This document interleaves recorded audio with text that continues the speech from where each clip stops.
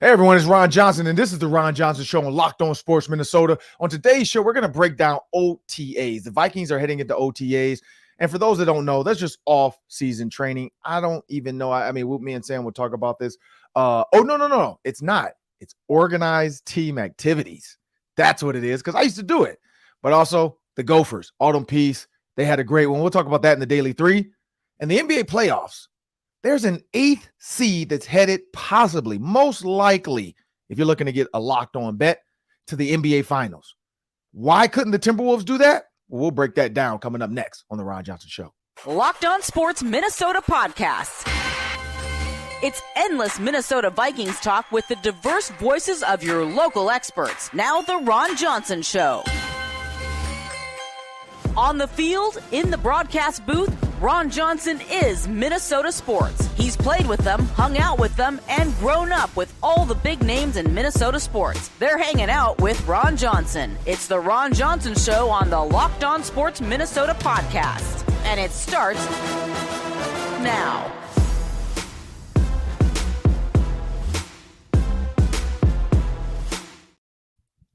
Hey everyone, it's a beautiful Monday morning in Minnesota. I don't know where you're listening from, but I hope your weather's just as good as ours. Not too hot, not too cold. It's just right. You know, it's like the Three Little Bears and the porridge, I guess. But I'm Ron Johnson. This is the Ron Johnson Show on Locked On Sports Minnesota. Got a loaded show for you today. But I want you guys to know this episode is brought to you by FanDuel Sportsbook, the official sportsbook of Locked On. Just make every moment more. I'm not gonna lie. There's an opportunity. You go on, you bet $5. It's no sweat first bet. I did it myself. I bet on the Nuggets to beat the Lakers by 5.5 points. They won by 6. I won $136 with my $150 bet. Hey, $286. Who can say no to that? But make sure you do it. It only cost me $5 to do that, to get my no sweat first bet. And if you're looking for a lock, just stay tuned to the show. I have a lock coming up for you guys that I think is a lock on FanDuel. So make sure you check that out. But again, go to FanDuel.com/locked on to get started. Now, as we talk about today's show, OTAs are started, organized team activities for the Minnesota Vikings. Sam and I are going to break down what we're looking forward to. Also, coming up in the Daily 3, we're going to break down a little bit of this NCAA tournament, who's dominating, who's not. Autumn Peace joined us last week, so if you have not seen that interview, great interview by the Big Ten Pitcher of the Year, Autumn Peace. Please go back and check that episode out, show her some love. It was an awesome interview. Coming forward in the next couple of weeks, got some great stuff. I got a secret from Sam. I haven't even told Sam this one. This was a random occurrence that I'm excited to share with Sam. And Sam's going to hear for the first time coming up. So as I bring Sam Extra to the show, my producer, Sam, you're holding out on me. You got secrets. I want you guys to know too, Amazon Fire and Roku, the Amazon Fire and Roku devices, just go to your TV, search in your apps, and hit Locked On Sports Minnesota. If you put in Locked In Sports M, you'll see it. Just look for it. Minnesota's going to pop up. Hit add or subscribe. It'll pop. That app will be right there on your TV. You can get all of our videos, all of our shows. And if you're on YouTube, please hit that follow or subscribe button on YouTube. You just need an email address. Log into YouTube with your email address, create a YouTube account, and then hit that subscribe button. We thank all those that have continued to do that through this. But Sam, first, let me get this teaser out the way, Sam. I went to get my haircut this weekend because tomorrow is my birthday, May 23rd. I'll be 43 years old. And so I was getting a haircut. And also because I was supposed to do a commercial on the 25th. I got the opportunity. I'm still going to do it. Looks like they moved it. So I'm a little bit mad now because I got to get another haircut for the commercial, but we're going to do it, I think, June 1st. So first teaser there, Sam, the Minnesota Twins. I'm doing a commercial, Sam, for the Minnesota Twins. Normally I can't say the brand yet or the producer or sorry, the company. But this one, knock on wood, hopefully they don't keep canceling. Now, what I can't say is the player in the commercial. There is a player in this commercial too with us. And so I'm not a big Twins fan. I did recognize the name. But I'm looking forward to this. So it should be fun. But yeah, I'm shooting a commercial for the Minnesota Twins. Sounds like it's going to be a long shoot. Like we're actually shooting, I think June 1st is a game day, if I'm not mistaken. So it sounds like we're going to be shooting on a game day. Like we're going to do some, because in the email it says they want some closed circuit stuff, meaning we're going to be in the stadium without fans. And then they actually want us because they're like, and then we're going to give all the talent tickets because we want you guys to like walk around and cameras are going to follow you. I'm like, oh my God, this is going to be awkward. But I guess they want some live shots of us in the stadium for their commercial during the game. So I don't know if we're going to be buying food. I don't know if we're going to be buying and trying on apparel. I don't know. Only thing I know is I'm gonna have some Twins gear because I don't currently. I mean, today I'm wearing a Wild shirt because I think last Christmas or something, after my wife and I went to the Wild game and how I continued to follow the Wild and hockey, my family thought it'd be a great idea to get me a Wild shirt. So, I love it. Like when I walk around now, people just assume I'm a hockey guy. It's a good logo. But Sam, I ran it, and this is what I sorry, I can't say who yet. We'll talk about this. But I ran into a coach for the Minnesota Vikings, Sam, and this is what's crazy, right? So we're talking. I ran into him.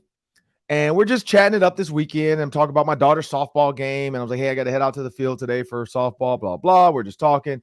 And I'm like, yeah, I talked to so-and-so. And we were just talking about Santana Moss on my podcast. This is where it gets good, Sam. He's like, oh, man, you got to get me on the podcast. I'm like, you're in. Yes. But Sam, I played it cool. I was like, let me see what we can do. I was like, let me take your number down. And I'll see what we can do. So there's going to be a Vikings coach joining us in the next probably 2 or 3 weeks. Got to figure out our schedules, make sure they work out. But we're going to have one of the Vikings coaches join us, and maybe two, because there's another one, Sam, and you know about that story. There's another coach. I have his number, cell phone number as well. He did text me too, and I left him on red. Still, I looked the other day, and I'm like, why am I? And it was still on red. So I finally showed him. I read his email or his text, and I just said, hey, great catching up with you, blah blah. So I do have 2 Vikings coaches now in my cell phone. That were one already asked, like, hey man, get me on the podcast. I love to talk some football. So I'm like, great. But anyway, Sam, as we jump into the show, man, OTAs, I don't want to hold the fans back any longer. 3-4 minutes of this open, and then we're going to jump into segment 2, talk about the NBA. But Sam, OTAs for the Vikings has started. And that's where I get this from the coach. You know, again, I talked to I got 2 sources now. That's why I won't say names. I have other sources, by the way, people. Is not these coaches. When I come up with stuff, people are like, oh, somebody had to tell them that. I got other sources that are not coaches. Like, you're well connected. Now I'm gonna let you guys know that now. It's not a coach. But anyway, so I was talking to this coach about OTAs. And it's funny that this is our topic today because I'm like, oh, I just ran into the coach this weekend. We're chatting it up about OTAs.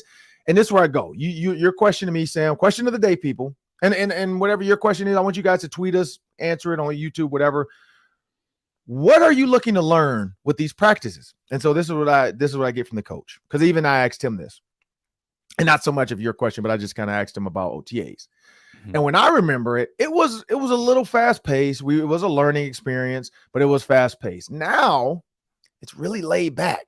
It's all about preserving players and not doing too much. So what can we learn from this OTA, Sam, this organized team activities? Well, one, can Jordan Addison and Kirk Cousins get like this, and how quick?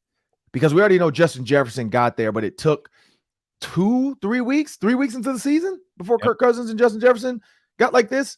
So how quick, now that Kirk Cousins has detached himself from Adam Thielen by way of a release and sign, can Jordan Addison, because you got TJ Hawkinson, you got Justin Jefferson, and then where does Jordan Addison come in this circle of trust?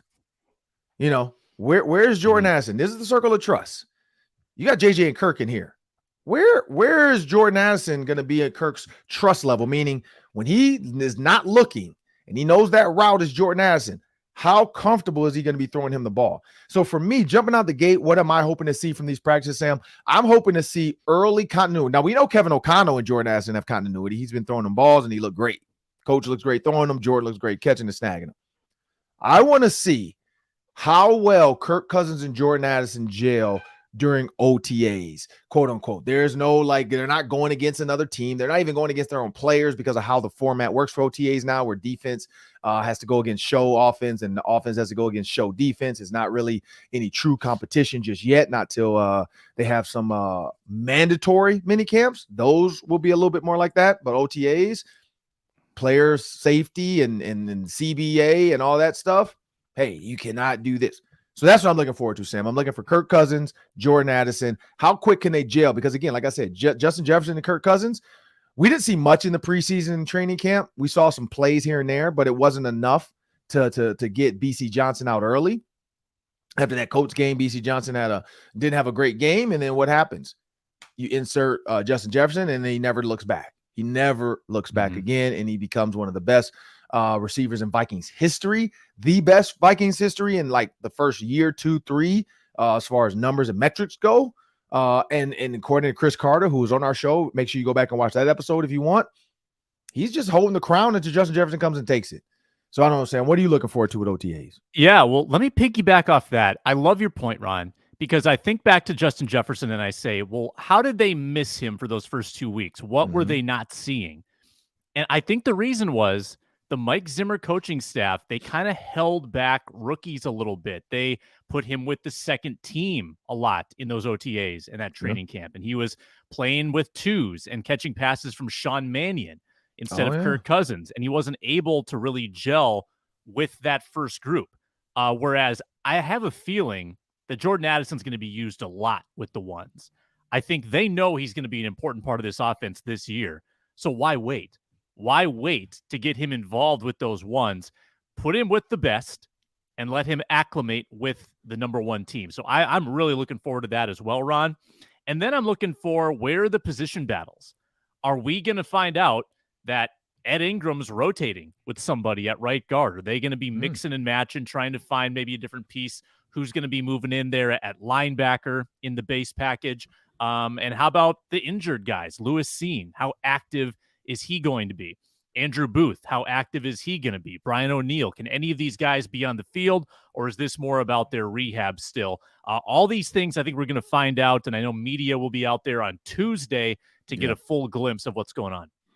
Yeah, I know, and that's what I think. I'm debating on going on Tuesday or not, just because this week for my daughter's softball. Also this weekend, our first weekend off because it's Memorial Day weekend. Thank goodness nobody scheduled a tournament, because I know some people were itching to schedule like a Memorial Day softball tournament. I know some companies, some teams were, because they're like, oh, that's the easy way to cash grab. That gives us a Monday opportunity to get a lot of people traveling, since they know they don't have to work on Monday. So you would get people traveling in town to Minnesota or like Iowa or somewhere. But our coach, and I'm pretty sure there's a Memorial Day tournament out there. I know there is.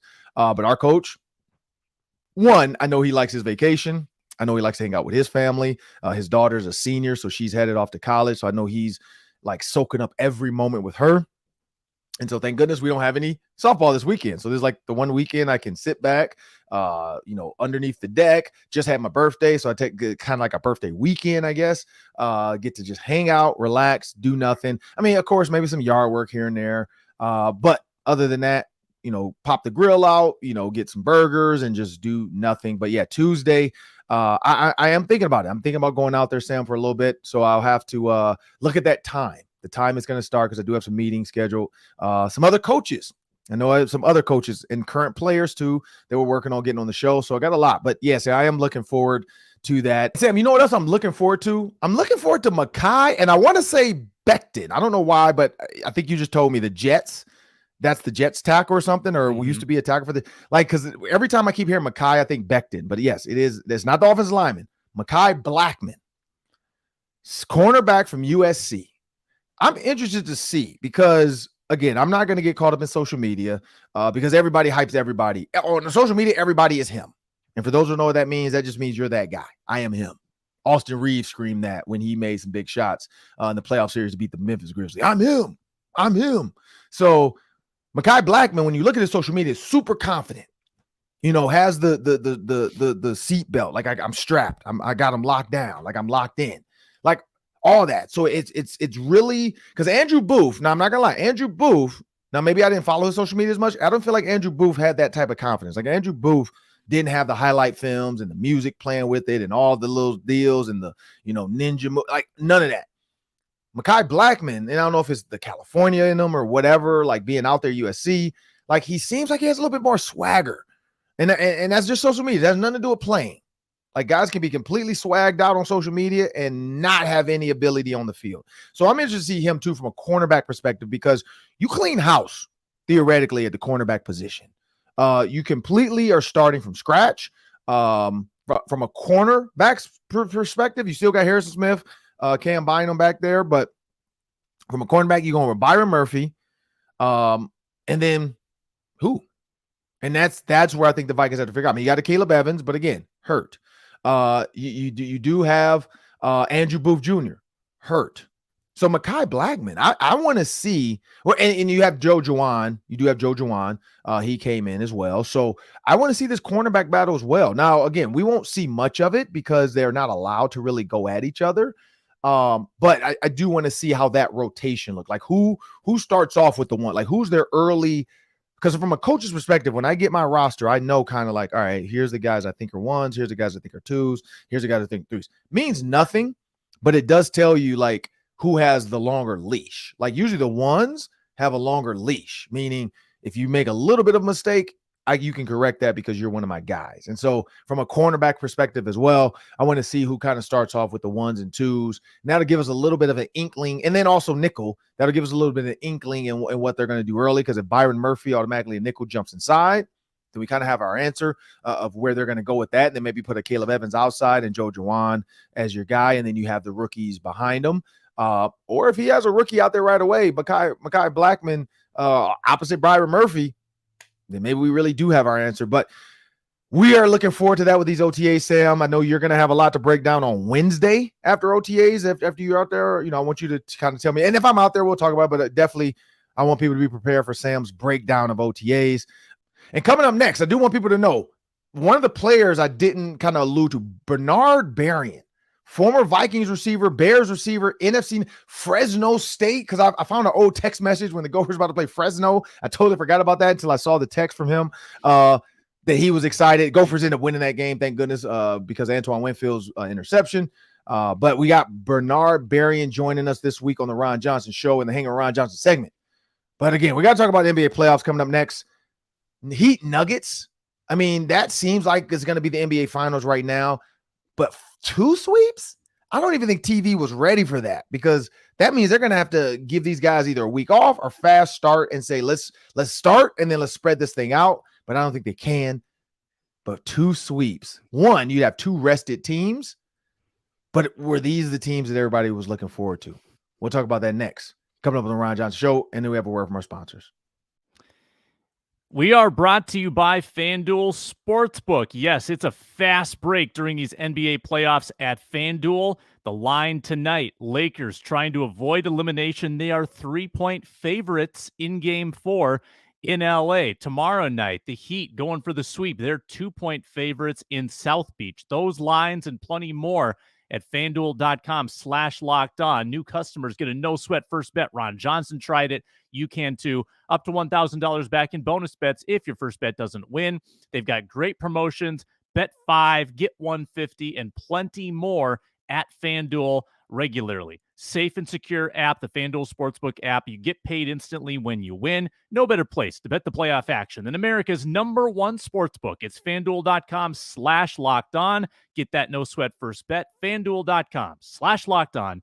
FanDuel, an official sports betting partner of the NBA. Well, it's time for the NBA talk, Sam. And Timberwolves, I've seen a lot of tweets now about like Jamal Murray.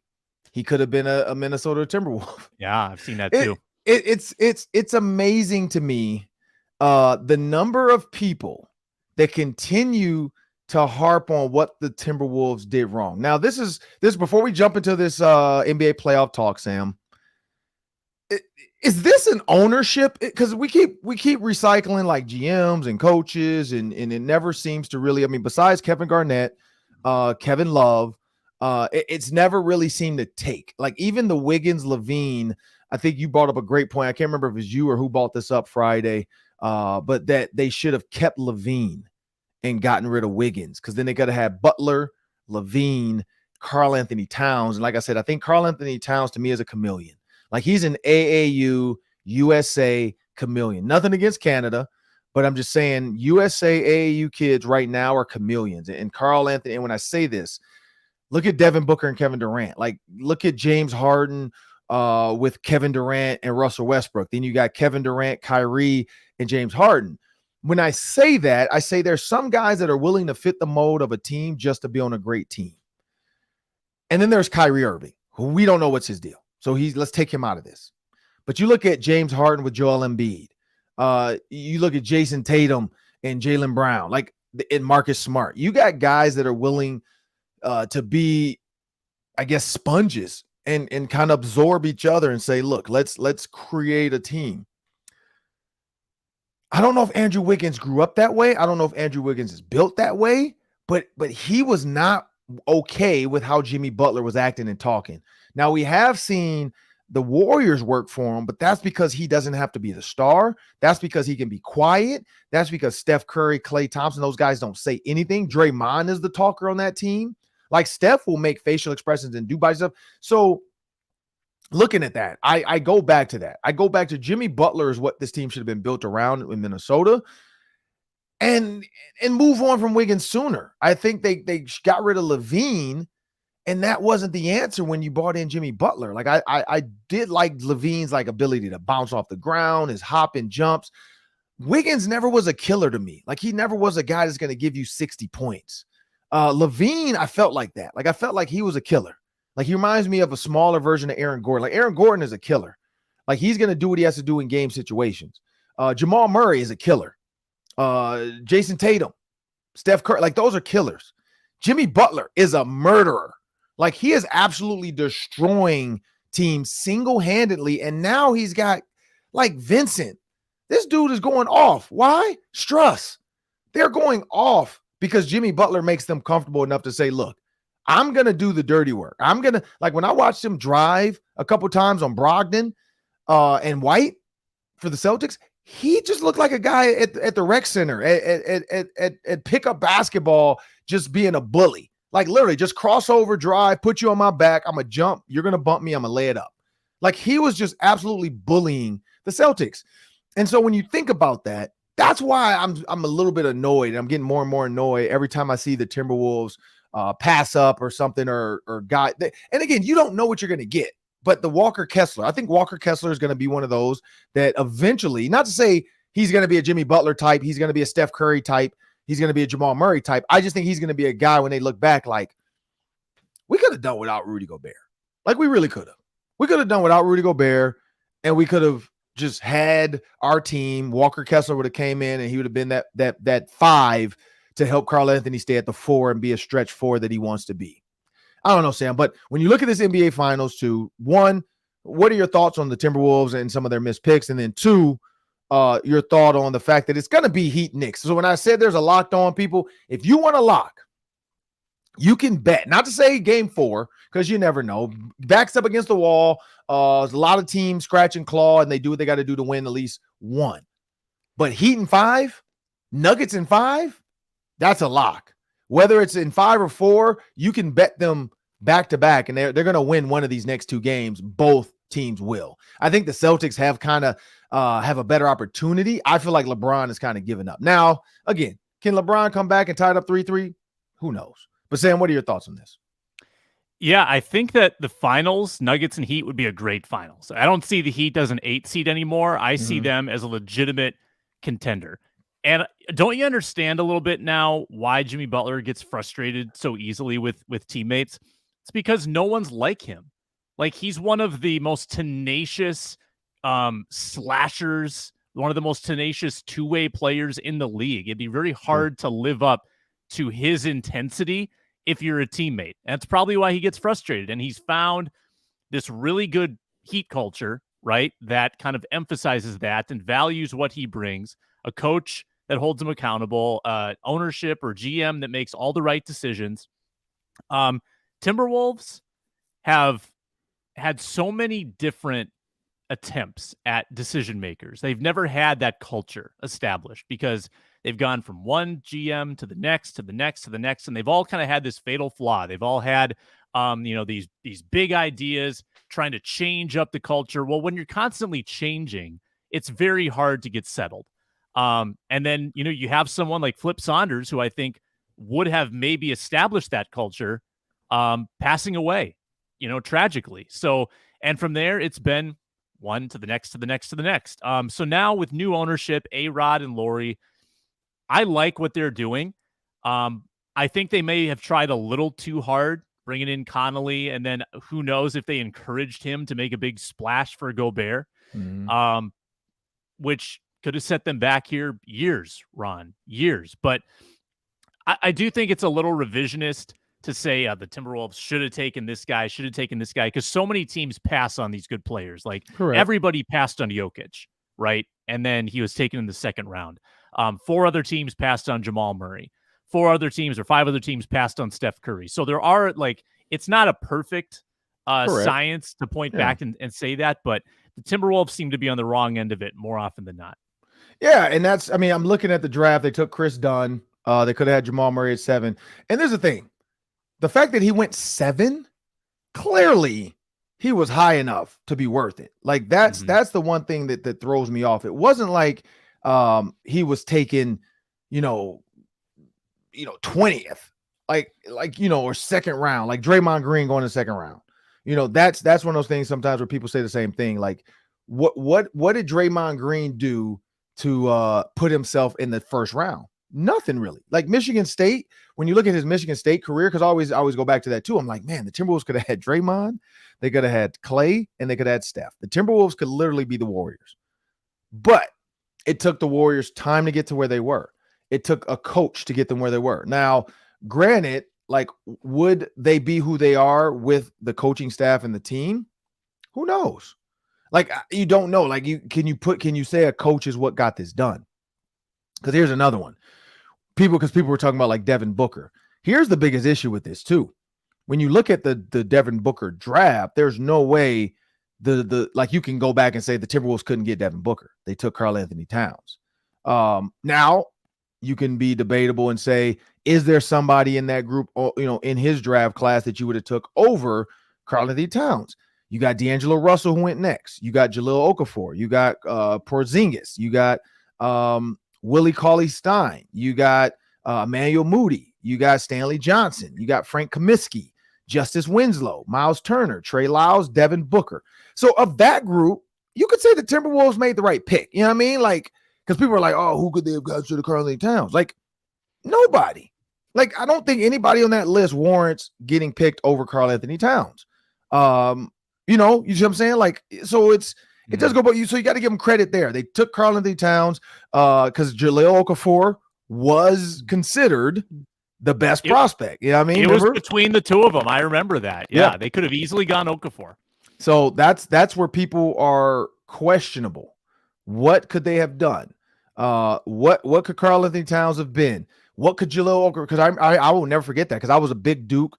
Not say I like Duke. I knew Tyus Jones, so I was a big Duke follower then. Also, Big Ten wise, D'Angelo Russell, I remember him. And then I've always liked Kentucky. And if you think about the Kentucky team that year, they had Karl-Anthony Towns, they had Willie Cauley-Stein, they had Trey Lyles, they had Devin Booker. I mean, come on, that is ridiculous. That is absolutely. And then I remember Justice Winslow at Duke with Jahlil Okafor, with his boy Trey, the Minnesota kid. I just said his name. Tyus Jones.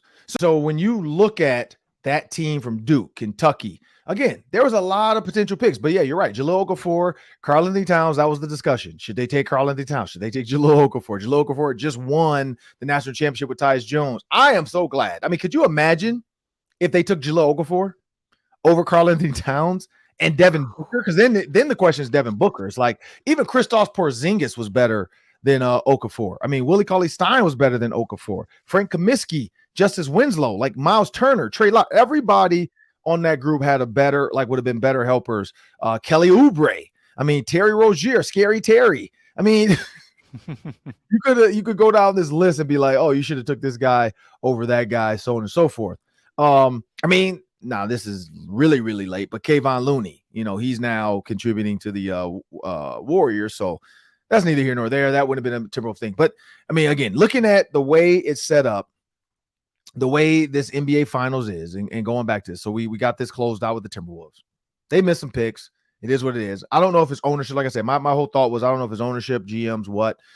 Because at the end of the day, the owners do have a say. Are they putting their foot in like Jerry Jones does with the Cowboys, and they're saying, look, this is who we're taking. I don't care who you think as a GM. We're taking this guy because we want this guy to be a part of our organization. Because if that's the problem, then you gotta look to sell the team. Kind of like the Twins. People are like, the Twins need to sell the team and then they'll be better. They sell it to a rich, like Jeff Bezos. then you'd have a better chance of signing a million big time picks. And I mean, Mall America, Amazon, come on, Bezos. Like it's right there for the taking. It's right there for the taking. Like the Minnesota Twins with Jeff Bezos and the Mall of America can become Amazon's hub, where like actual stores or the Amazon stores, and you could pick up your Amazon order from the Mall of America. Like Bezos, just telling you, come on now, make $1 billion, make a $10 billion offer to the Twins owners. Come on, Bezos, like do it, because you got the Mall of America right here for the taking. You could literally have so much Amazon product coming in and out of Mall of America, 10,000 footsteps a day at times, like holidays. It's ridiculous. Come on, Jeff Bezos. But anyway, that's a good social media bit there. Yeah. But Bezos buys the Twins. There's no salary cap. Come on now. Now, I don't know if these owners would allow him to enter the MLB, because then he really would shift it. But hey, all of a sudden, he has every free agent in Minnesota with the Twins. And Minnesota's playing in October. I don't know if they want to play in October in Minnesota, but then maybe he creates an Amazon Dome in Minnesota for the Twins. There you go. And there we go. You got the Amazon Dome. It's right downtown, right next, or right, you got the Amazon Target. So you change it from Target. So Target Field is going to go. Yeah, look out, Target. Amazon's coming. Yeah, it's going to be Amazon Plaza, and it'll be a dome, retractable. And then you'll have the Vikings right down the street. Bezos, Mall America, Amazon Field. Hey, come on now. But anyway, so when you look at this, Sam, in the close, when you think about the NBA Finals, you got the Heat, you got the Nuggets. I do like the more I watch Jokic and Jamal Murray, I do like it's boring sometimes, but I do like their ability to score. Like they score in bunches and they score fast. That's why it's going to be a good matchup, because Jimmy Butler is one of the best two-way players in the NBA, if not right now the best. And he is locking down and he is scoring. And so him and Jamal Murray, if that's the way they decide to go, I don't know, because I could see Aaron Gordon wanting that assignment, because Aaron Gordon is also a bulldog defensive guy, willing to body and bang. And that's where Miami might meet their match.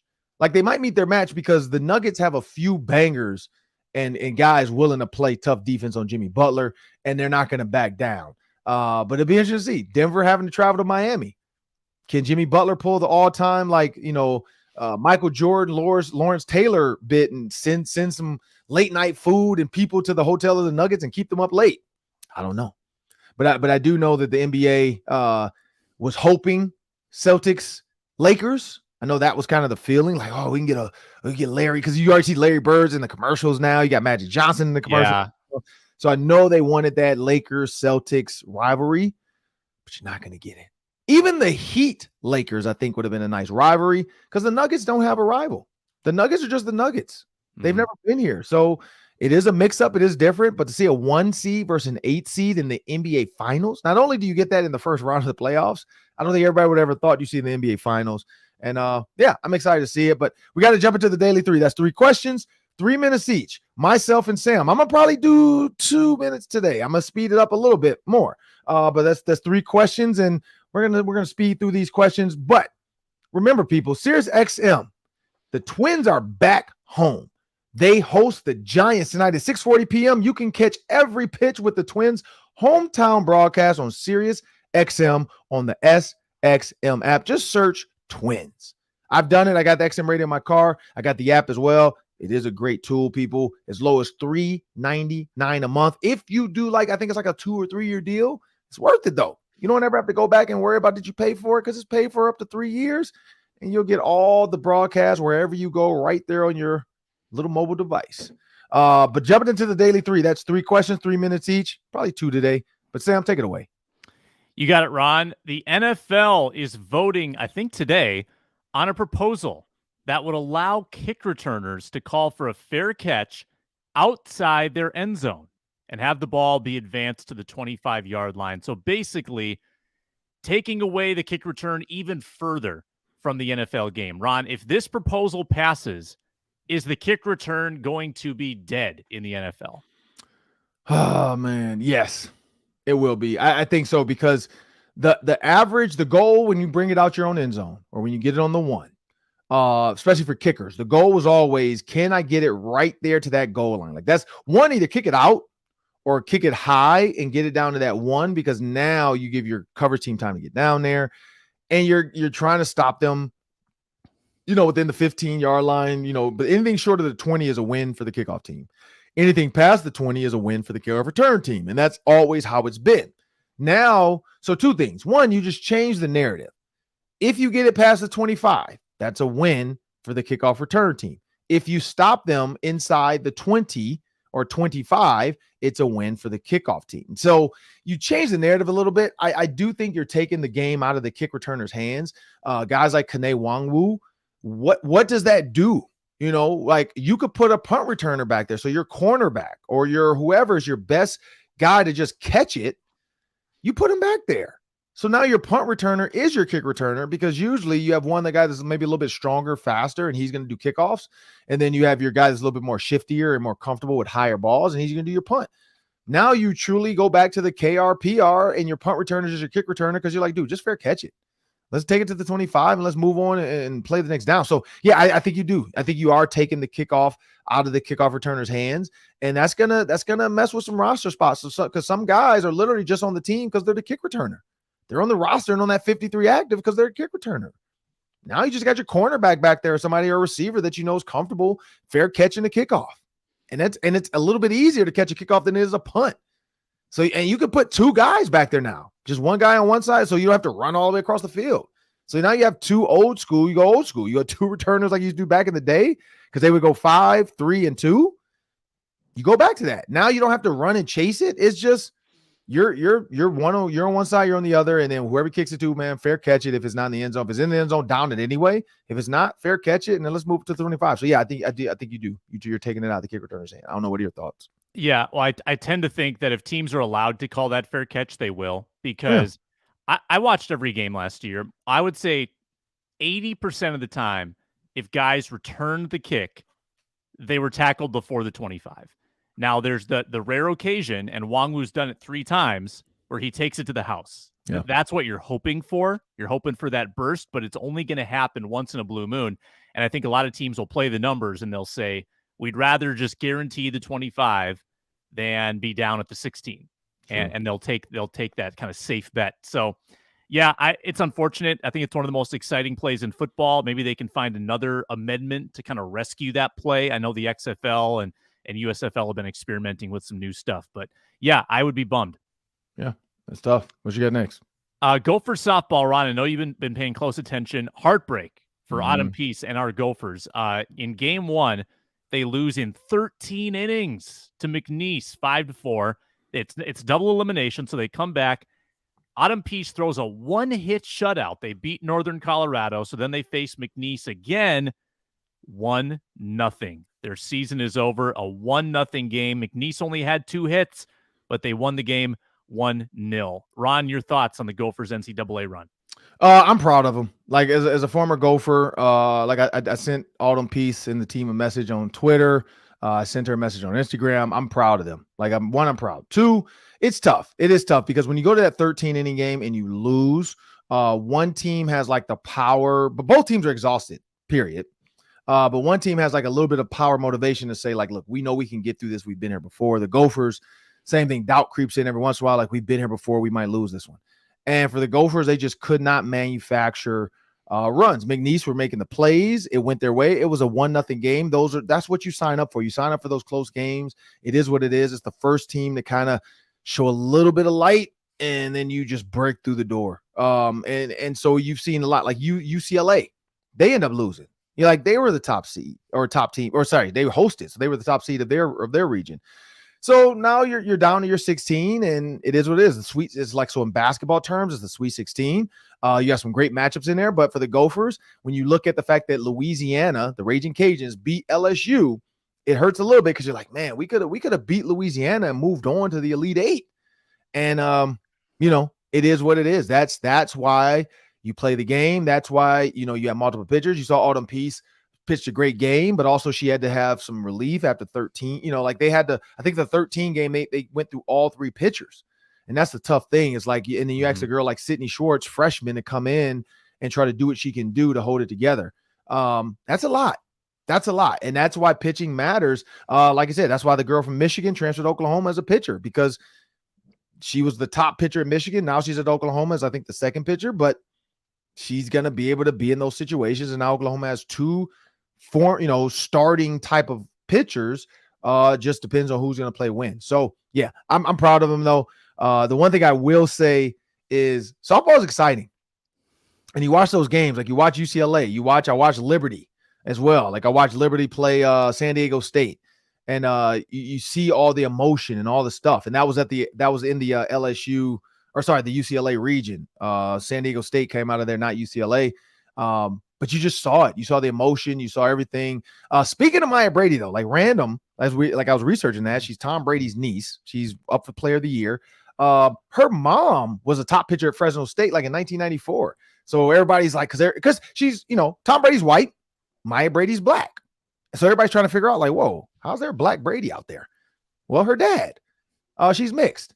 And so people assumed, I was one of them, like, man, who's her dad? Like, I wonder, did one of these Patriots guys running Maureen Brady, she's tall, she's a pitcher, they're like, oh, Tom, what's up with your sister, man? Or one of those Michigan dudes, from Tom's team. Because that's the tough thing about being a quarterback. And you got all these sisters. Because we saw his one sister is married to Kevin Youkilis, the pitcher. So, you're around sports. And so you got to deal with all these dudes that you're around that will see your sisters. No.